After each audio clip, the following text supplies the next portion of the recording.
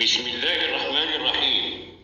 خرافة السن الذهبي: من بلغ 60 وعاش دخل مربع الموت بلا نقاش، فالأمراض والأزمات تحل مع المعاش، وأغلب الشياب يرفرف حول الشهوات كالفراش، لا يدري أنه قد يلزم الفراش، سيما إذا صاحب الفاسد والغشاش، وجلس في المقاهي مع الأوباش، وفي سبيل القمار باع الدار والشرف والقماش، وتعلق بالسراب كالخفاش، وبالمراهقات عقله قطاش، قد يدخل في أي لحظة جناح الإنعاش.